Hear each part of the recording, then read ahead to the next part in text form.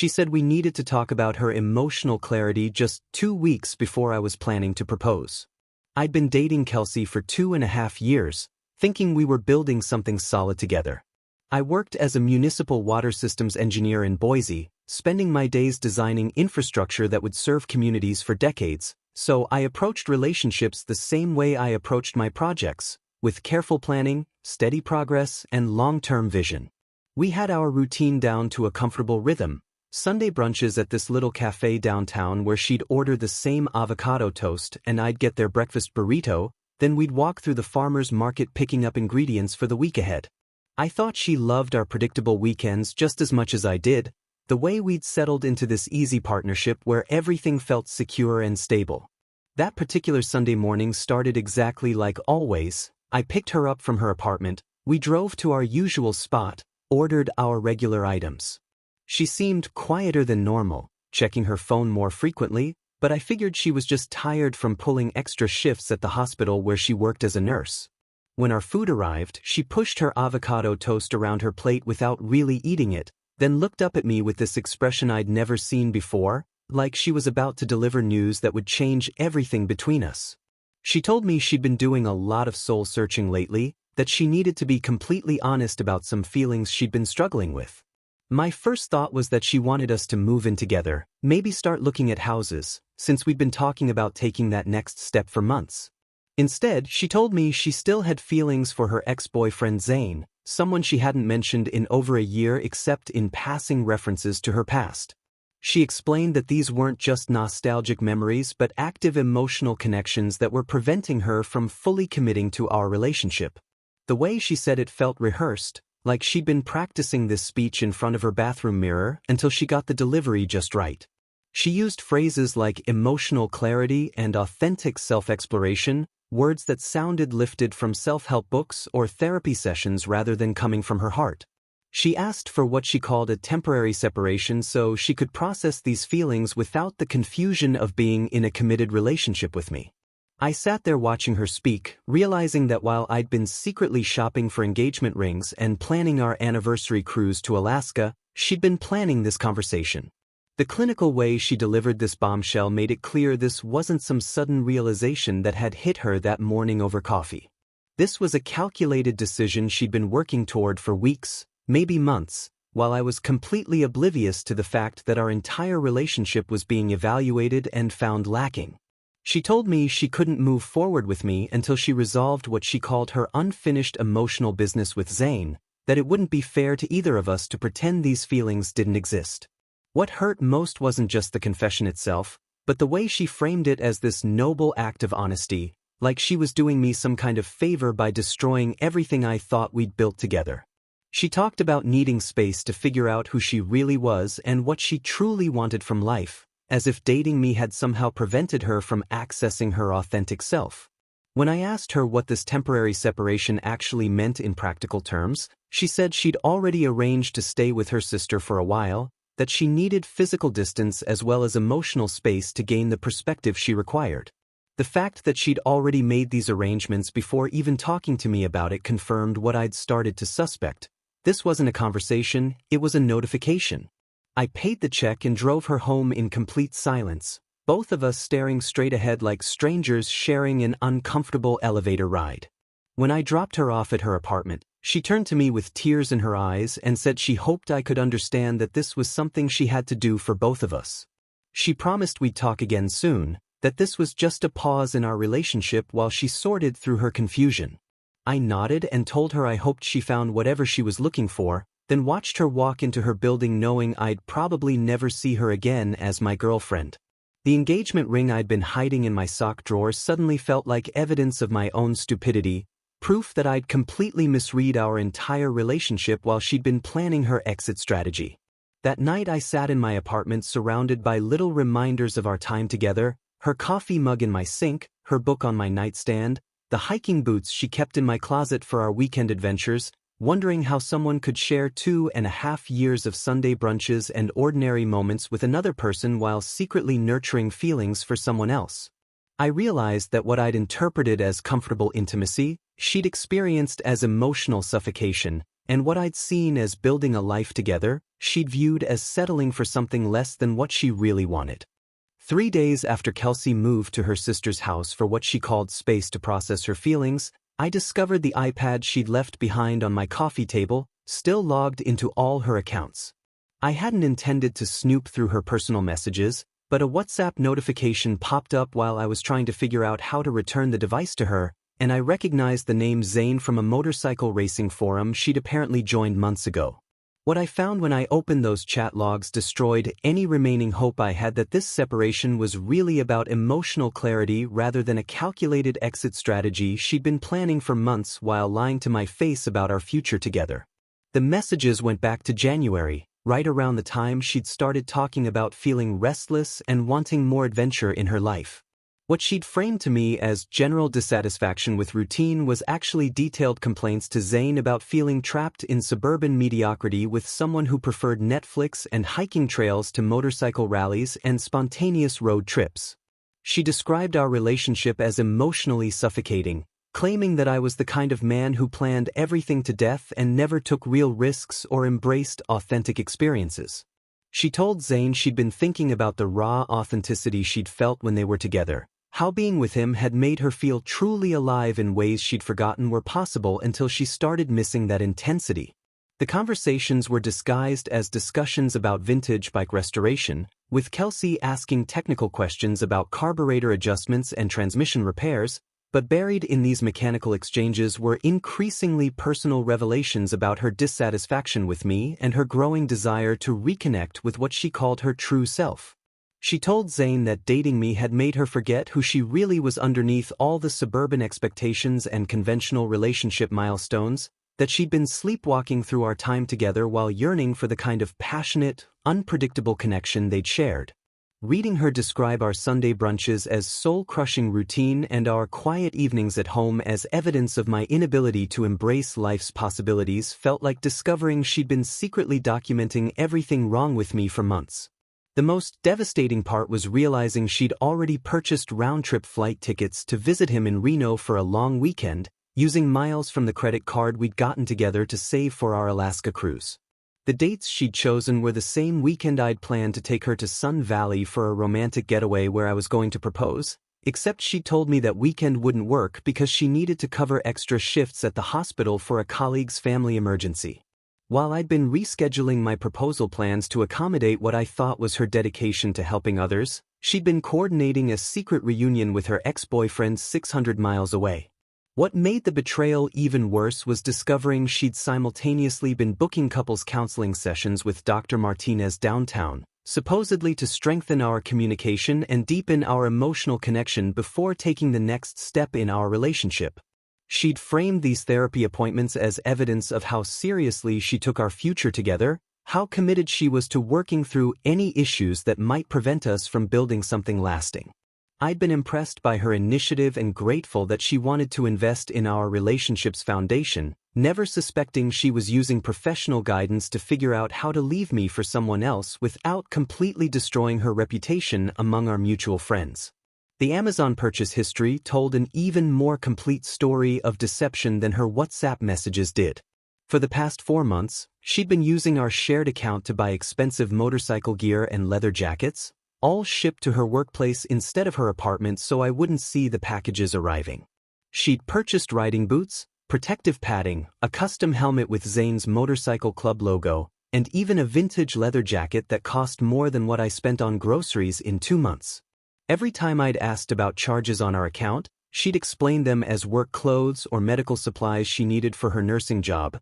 and I trusted her completely because questioning your girlfriend's professional expenses felt petty and controlling. Reading through months of secret planning while she'd been sleeping next to me every night, participating in our weekly date nights, and discussing vacation plans for our anniversary, I realized she'd been living a completely double life with a level of organization and commitment that was almost impressive in its thoroughness. She'd researched motorcycle routes through Nevada, studied vintage bike restoration tutorials, and even started following Zane's friends on social media to integrate herself back into his world before physically showing up in Reno. The woman who'd told me she needed emotional clarity had actually achieved perfect clarity months ago, She just needed time to execute her exit strategy without looking like the villain in our relationship's ending. Sitting there with her iPad in my hands, scrolling through evidence of systematic deception disguised as relationship anxiety, I felt something shift inside me that had nothing to do with anger or betrayal and everything to do with relief.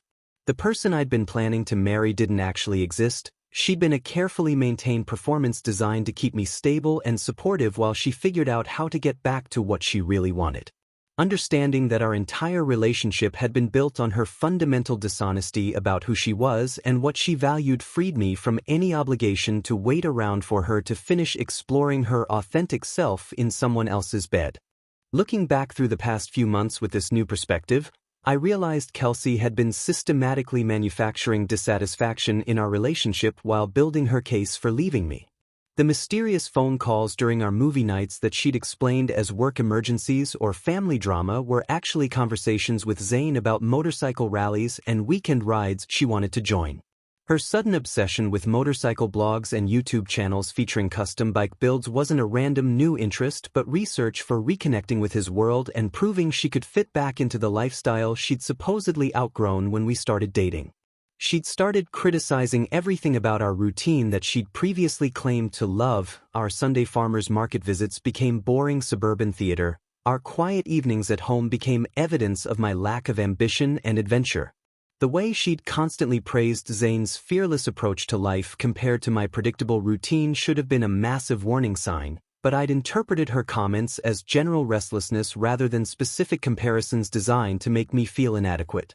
She'd tell me stories about his spontaneous cross-country motorcycle trips and his willingness to quit stable jobs to pursue authentic experiences, always with this wistful tone that suggested I was somehow failing her by preferring financial security and long-term planning over dramatic gestures and risky decisions. When I'd suggest we take weekend trips or try new activities together, she'd dismiss my ideas as not adventurous enough or claim that I was just trying to force excitement rather than naturally embracing it the way someone like Zane would. Her friend Monica eventually revealed that Kelsey had been rewriting our entire relationship history during their weekly yoga classes, portraying me as emotionally suffocating and herself as an adventurous spirit being held back from her authentic self by my need for control and predictability. According to Monica, Kelsey had been complaining for months that I planned everything to death and never allowed for spontaneity or real passion in our relationship. She'd apparently been telling their yoga group that I was the kind of man who made detailed itineraries for romantic weekends and preferred staying home with spreadsheets to exploring the world and embracing new experiences with an open heart. The most manipulative part of her campaign was how she'd twisted my thoughtful gestures into evidence of my controlling nature and inability to live in the moment. When I'd planned surprise dinners at restaurants she'd mentioned wanting to try, she'd complain to Monica that I was trying to script our relationship rather than letting it develop naturally. When I'd research hiking trails or weekend getaways based on her interests, she'd claim that I was imposing my vision of what our relationship should look like rather than asking what she actually wanted. She'd taken every considerate thing I'd done and reframed it as proof that I was fundamentally incompatible with someone who valued freedom and authentic connection over suburban conformity and conventional relationship milestones. When I finally confronted her about the Reno trip after discovering her flight confirmations, she didn't even bother denying the facts but instead turned the conversation into an attack on my character and our relationship's foundation. She accused me of invading her privacy by looking through her personal messages and claimed that going through someone's private communications was exactly the kind of controlling behavior that had been suffocating her for months. She told me that Zane would never be so paranoid about her need for independence or so insecure about her maintaining friendships with people from her past, that a confident man would trust his partner to explore her feelings without becoming possessive and demanding explanations for every decision she made. According to her logic, the fact that I was upset about her secret emotional affair and planned reunion with her ex-boyfriend proved that I didn't really understand her needs or support her personal growth. She claimed that my reaction was exactly why she'd felt unable to be completely honest with me about her emotional confusion, that my inability to handle her need for space and self-exploration was evidence of fundamental incompatibility between us. She turned my discovery of her deception into proof that she'd been right to keep secrets from me, since my response to finding out about her lies was apparently validation of why she'd felt compelled to lie in the first place.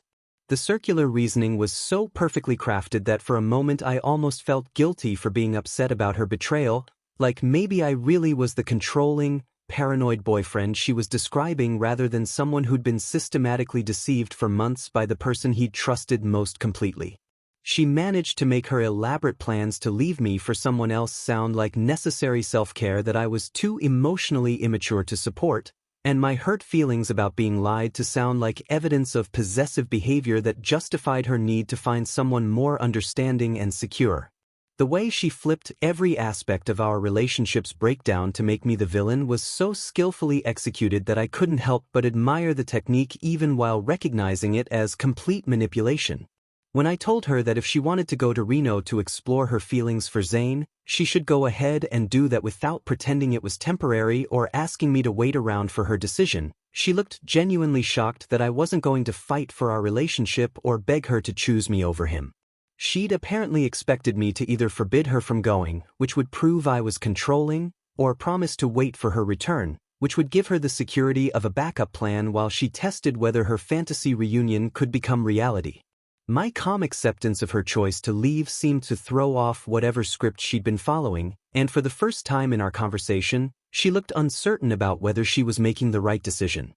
Monica's concern about the situation led her to connect me with Peyton, Kelsey's former roommate from nursing school who'd moved to Boise 6 months ago to work as a renewable energy consultant. Monica thought talking to someone who knew Kelsey's patterns might help me understand what I was dealing with, and she was absolutely right in ways I hadn't expected. Peyton revealed that Kelsey had pulled this exact same routine with her previous boyfriend Marcus when their relationship started getting serious after 2 years together. According to Peyton, Kelsey had a predictable pattern of creating relationship drama whenever things moved toward real commitment, always framing her need for chaos as spiritual growth and authentic self-discovery rather than acknowledging her fundamental fear of building something stable with another person. Peyton explained that Kelsey seemed to thrive on the intensity of new relationships and the validation of being pursued, but once that initial excitement settled into comfortable partnership, she'd start manufacturing problems to recreate the drama she missed.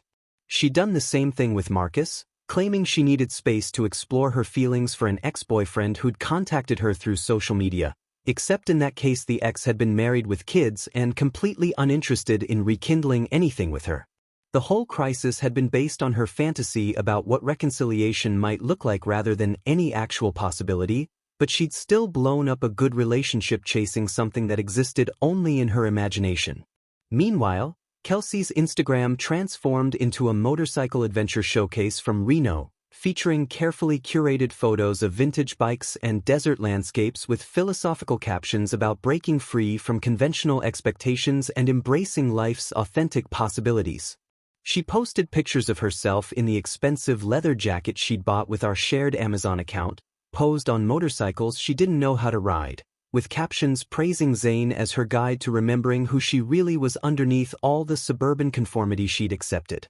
Reading her posts felt like watching someone cosplay as a person they'd never actually been, desperately trying to convince the world and themselves that this manufactured adventure was evidence of personal growth rather than elaborate self-deception. Her social media presence became this perfectly crafted narrative about a woman reclaiming her wild spirit after years of suppressing her true nature for the wrong person. She shared quotes about following your heart regardless of consequences and posted sunset photos with captions about how some people are meant for ordinary love while others are called to extraordinary passion. The woman who'd spent 2.5 years perfectly content with Sunday farmers markets and quiet movie nights was suddenly portraying herself as a free spirit who'd been trapped by conventional relationship expectations, as if our entire time together had been some kind of prison sentence she'd heroically escaped. What she didn't know was that I'd started spending time with Peyton, initially just coffee meetings to understand Kelsey's psychology better,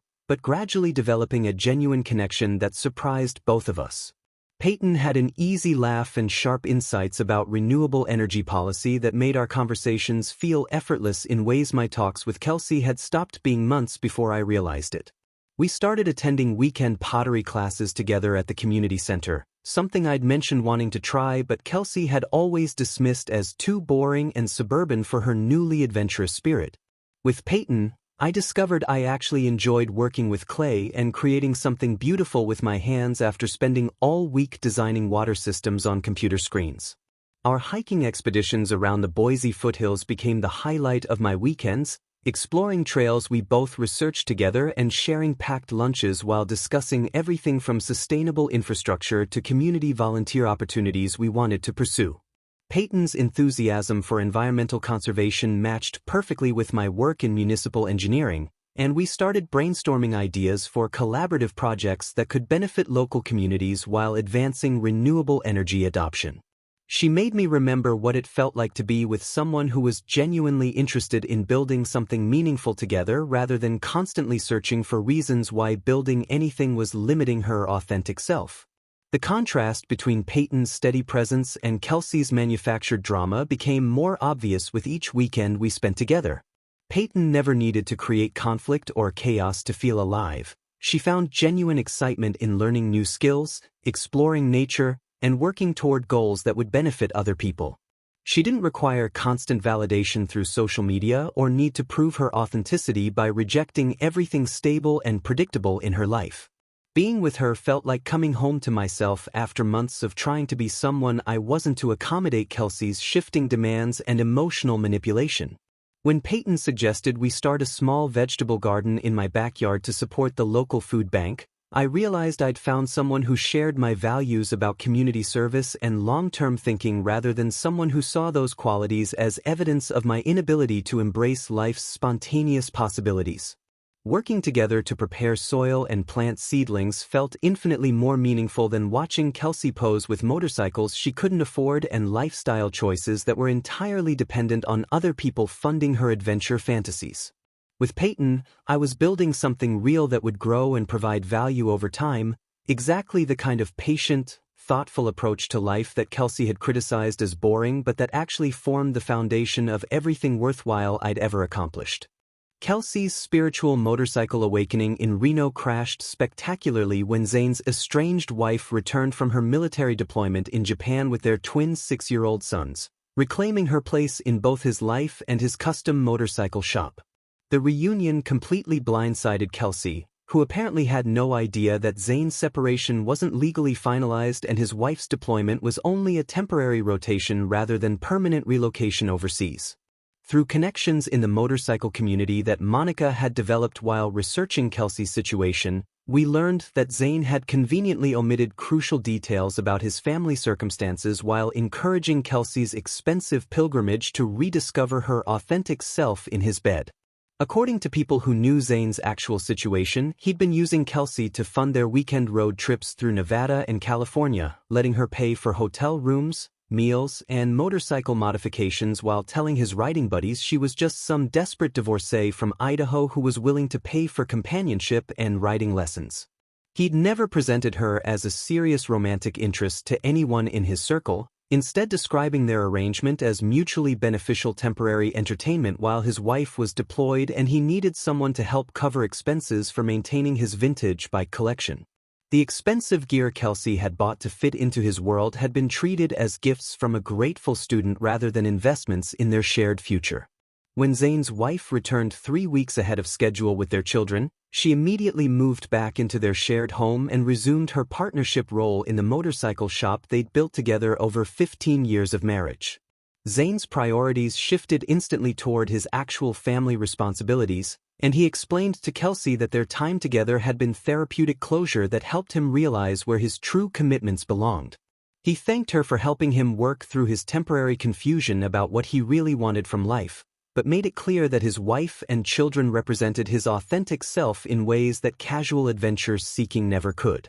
The crushing irony wasn't lost on me that while Kelsey had been posting inspirational content about following your heart and embracing authentic passion over conventional obligations, Zane had been proving that his most authentic choice was exactly the kind of stable family commitment she'd convinced herself was emotionally suffocating. His decision to prioritize his marriage and children over motorcycle adventures with a woman who funded their escapism demonstrated precisely the kind of long-term thinking and responsible partnership that Kelsey had criticized me for valuing. He'd used her financial resources and emotional availability to explore alternatives to his committed relationship, then chosen commitment anyway once he'd gotten the validation he needed. Kelsey found herself completely alone in Reno with expensive motorcycle gear she didn't know how to use, romantic fantasies that had evaporated overnight, and credit card debt from funding what she'd believed was mutual adventure-seeking but had actually been someone else's midlife crisis experimentation. The woman who'd left Boise convinced that conventional relationships were soul-crushing discovered that unconventional relationships could be even more devastating when built on fundamental deception and financial exploitation. Her authentic self-discovery had led her to realize she'd been performing a role that satisfied someone else's temporary needs rather than accessing any genuine truth about who she really was or what would make her happy. The most painful part of her awakening was understanding that Zane had never seen her as anything more than convenient distraction from his real life, while I had actually loved her enough to plan a future that included marriage and permanent partnership. She'd thrown away someone who wanted to build something lasting with her in favor of someone who'd been willing to let her pay for temporary entertainment while his actual life was on hold. Her quest for raw authenticity and passionate connection had led her straight into a relationship dynamic that was infinitely more shallow and transactional than anything she'd criticized about our time together. The expensive leather jacket and custom helmet she'd purchased to transform herself into Zane's ideal riding companion became symbols of her fundamental misunderstanding about what authentic connection actually required. She tried to buy her way into someone else's lifestyle and identity rather than developing genuine compatibility based on shared values and mutual respect. While I'd been appreciating her exactly as she was and planning to commit to growing together over decades, she'd been desperately trying to become someone else to earn temporary acceptance from someone who'd never intended to choose her permanently anyway. Monica received updates about Kelsey's situation through mutual connections, and the reports painted a picture of someone completely lost and financially devastated by chasing fantasies that had never been grounded in reality. Kelsey was staying in cheap motels and working temporary shifts at urgent care clinics to pay for her extended stay in Nevada while trying to process the complete collapse of everything she'd convinced herself she wanted. The authentic adventure she'd been seeking had turned into authentic consequences that were much harsher than anything she'd experienced in our predictable suburban relationship. Kelsey returned to Boise 3 days earlier than originally planned to find that I'd completely moved out of my apartment and was no longer available as her emotional support system during this crisis she'd created for herself. Through our mutual friends, she discovered I'd been spending time with Peyton and had clearly moved on rather than waiting around for her to finish her spiritual journey of self-discovery in someone else's bed. The realization that I hadn't been sitting at home pining for her return seemed to trigger something desperate and vindictive in her that manifested as an elaborate revenge campaign designed to punish both Peyton and me for refusing to accommodate her need for backup options.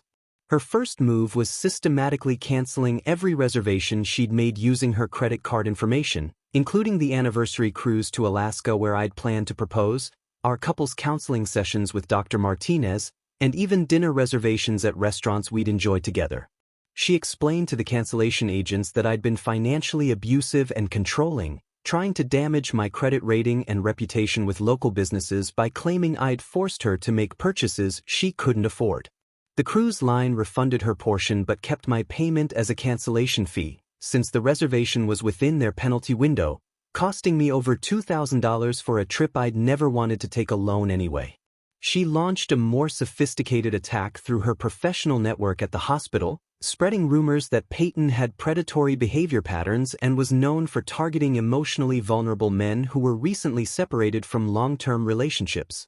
According to the stories Kelsey circulated among nurses and medical staff, Peyton had deliberately pursued me while I was still processing the end of our relationship, taking advantage of my emotional confusion to establish an inappropriate connection before I was ready for healthy partnership. She painted Peyton as a manipulative opportunist who specialized in swooping in during relationship transitions to capture men who were too hurt and grateful to recognize they were being exploited. The harassment escalated to creating fake online reviews for my engineering firm, claiming that our municipal water projects prioritized corporate profits over environmental safety and that I personally had been willing to cut corners on public health standards to save money for city budgets. She posted detailed complaints on multiple review sites, claiming to be a concerned citizen who'd witnessed me dismissing environmental impact studies and rushing projects through approval processes without proper oversight. These fabricated accusations could have seriously damaged my professional reputation if anyone had bothered to verify them against my actual track record of environmental compliance and safety advocacy. Her most desperate move was enlisting her sister Ashley to help monitor my social media activity and report back about my developing relationship with Peyton, gathering ammunition for what she apparently planned as a final confrontation designed to expose Peyton's supposed manipulation and win me back through superior emotional appeals. Ashley later told Monica that Kelsey had been obsessing over every photo Peyton and I posted, analyzing captions and background details like a detective trying to prove we'd been having an affair while she was exploring her authentic self with Zane. She'd convinced herself that our connection couldn't possibly be genuine and must represent some kind of conspiracy designed to make her look bad for following her heart. The harassment campaign reached its spectacular conclusion at Meridian's most upscale steakhouse, where Peyton and I were celebrating her promotion to senior consultant with a quiet dinner on a Tuesday evening in late October. Kelsey had somehow discovered our reservation, possibly through Ashley's surveillance or by calling restaurants she knew I'd taken her to for special occasions. She arrived during our appetizer course carrying a garbage bag full of the expensive motorcycle gear she'd bought for her Reno adventure, dumping everything on our table while launching into a ranting speech about betrayal and manipulation that made every other diner in the restaurant stop eating to stare at the drama unfolding. She accused Peyton of deliberately targeting me while I was emotionally vulnerable, claiming that any woman with integrity would have encouraged me to work on reconciling with my long-term girlfriend rather than pursuing a rebound relationship before I'd properly processed the end of our commitment. According to Kelsey's tearful performance, Peyton represented everything wrong with modern dating culture, where people abandoned authentic love for convenient substitutes rather than fighting for relationships that were worth saving. She demanded that Peyton explain how she could live with herself knowing she'd destroyed a 3-year relationship by offering easy validation to a man who was too hurt and confused to recognize he was being manipulated. The scene was absolutely surreal, designer leather jackets and custom motorcycle helmets scattered across our table while Kelsey sobbed about how I'd never truly loved her if I could replace her so quickly with someone who barely knew me, completely ignoring the fact that she'd left me for someone else and expected me to wait around as her backup plan. Several other diners started recording the meltdown on their phones, fascinated by watching someone have a complete breakdown over losing a relationship she'd voluntarily ended to pursue what she'd claimed was her authentic happiness. Restaurant security eventually escorted her out while she was still ranting about people not understanding real love versus superficial convenience. The viral potential of multiple strangers filming her public breakdown was amplified by the fact that several people recognized her from her Reno Instagram posts about following your heart and embracing authentic passion over conventional obligations. The contrast between her carefully curated social media persona as an empowered woman choosing adventure over suburban mediocrity and her actual behavior as someone having a desperate meltdown in an expensive restaurant created perfect content for social media accounts that specialized in exposing the gap between online personalities and real-life consequences. Her spiritual motorcycle awakening had become a cautionary tale about what happens when fantasy collides with reality. The most damaging aspect of the whole incident was how completely it validated everything Peyton and I had discussed about Kelsey's pattern of creating drama to avoid taking responsibility for her own choices and emotional patterns. Her public breakdown proved that she'd never actually wanted freedom or authentic self-discovery. She'd wanted the safety of knowing I'd be waiting for her no matter what she did, combined with the excitement of exploring alternatives without real consequences. When that safety net disappeared and her adventure fantasies collapsed, she couldn't handle the authentic experience of being alone with the results of her own decisions. 8 months later, at our mutual friend David's housewarming party in his new downtown condo, Kelsey made one final desperate attempt at reconciliation that became legendary among our entire friend group for its perfectly crafted mixture of manipulation and self-delusion. She'd apparently spent weeks preparing for this encounter, researching everything about my relationship with Peyton through social media and mutual acquaintances, developing what she clearly believed was an irresistible argument for why we belonged together despite everything that had happened between us. The woman who'd once criticized me for planning everything to death had obviously scripted this entire interaction down to her outfit choice and emotional timing. She approached me while Peyton was getting drinks from the kitchen, positioning herself between me and the rest of the party so our conversation would appear intimate and serious to anyone watching from across the room. Kelsey looked different than she had during her restaurant breakdown 6 months earlier, more composed and deliberately vulnerable, wearing the kind of understated dress she knew I'd always found attractive rather than the edgy motorcycle gear she'd adopted during her Reno phase. She'd clearly invested significant effort into presenting herself as the person I'd fallen in love with originally, before her spiritual awakening had led her to discover she needed someone more adventurous and authentic than I could ever be. She began with what sounded like a genuine apology for the way our relationship had ended, acknowledging that she'd handled her emotional confusion poorly and hurt me in ways that I hadn't deserved after 3 years of commitment and partnership. According to her carefully rehearsed explanation, her trip to Reno hadn't been about leaving me for someone else but about testing the strength of our bond to ensure our love was real and lasting before we took the next step toward marriage. She claimed that her need to explore her feelings for Zane had actually been about confirming that what we had together was worth committing to permanently, rather than settling for comfortable routine without being certain of her authentic desires. The logic was so twisted and self-serving that I almost admired the creativity required to reframe systematic deception and emotional betrayal as relationship research conducted for our mutual benefit. She explained that she'd needed to be absolutely certain of her feelings before accepting a proposal she suspected was coming, since marriage was too important to enter without complete confidence in her choice. Her adventure with Zane had supposedly proven that exciting passion wasn't sustainable without deeper compatibility, and losing me had taught her to value the kind of steady partnership she'd taken for granted while chasing fantasies about what authentic love should feel like. Surrounded by friends who'd witnessed her entire dramatic arc over the past year, she delivered this performance with tears in her eyes and conviction in her voice that suggested she'd actually convinced herself this revisionist history was true. She talked about personal growth and learning to appreciate what really mattered in relationships, claiming that her experience with Zane had been necessary education that prepared her to be the partner I deserved rather than someone who would always wonder about alternatives to our commitment. She'd apparently forgotten that half the people at this party had heard her complain for months about feeling trapped by my suburban mediocrity and need for predictable routine.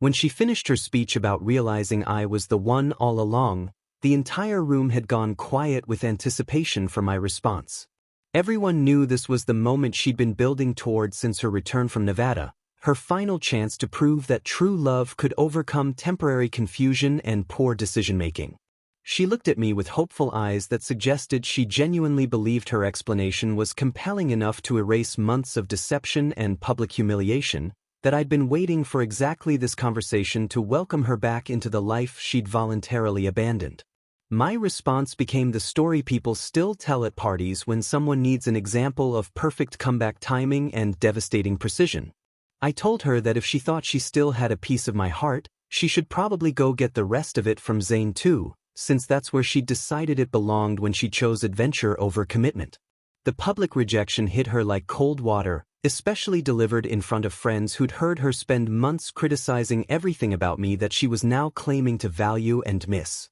The aftermath was swift and complete. Kelsey lost her nursing position at the hospital 3 weeks later due to continued unprofessional behavior that included showing up late for shifts while obsessing over social media posts about Peyton and me, and making inappropriate comments to colleagues about personal relationships during patient care time. Her inability to process rejection gracefully had extended into workplace dysfunction that her supervisors could no longer ignore, especially after several patients complained about receiving distracted and emotional care from someone who was clearly dealing with unresolved personal drama. She moved back to her parents' farm in rural Montana by the end of November, a complete reversal from the urban adventure lifestyle she'd convinced herself represented her authentic identity. According to Monica's updates, Kelsey was helping with seasonal agricultural work and livestock care while trying to rebuild her savings and figure out what she actually wanted from life beyond motorcycle fantasies and relationship drama. The woman who'd claimed that conventional responsibilities were soul-crushing had discovered that authentic consequences were much harsher than anything she'd experienced in our predictable suburban partnership. Meanwhile, Peyton and I got engaged during a quiet weekend at Sun Valley in early December, choosing a simple hiking trail where we'd shared some of our best conversations about building sustainable infrastructure and supporting local communities. The proposal was everything Kelsey would have criticized as boring and unoriginal, no dramatic gestures or expensive surprises, just two people who'd found genuine compatibility deciding to commit to growing together over decades rather than chasing temporary excitement that would inevitably fade when real life required actual work and compromise. We launched a joint consulting practice specializing in sustainable municipal infrastructure, combining my water systems expertise with Peyton's renewable energy background to help smaller communities develop environmentally responsible utilities without breaking their budgets. Working together professionally strengthened our personal partnership in ways that constant conflict and manufactured drama never could have achieved, proving that shared values and mutual respect created much more lasting satisfaction than passionate intensity built on fundamental incompatibility and deception about who you really were underneath your relationship performance. The contrast between what I'd lost and what I'd found couldn't have been more obvious to everyone who knew both stories, and I realized that Kelsey's betrayal had actually been the best thing that could have happened to me, since it freed me to build something real with someone who appreciated thoughtful planning and steady commitment rather than seeing those qualities as evidence of my inability to embrace life's authentic possibilities.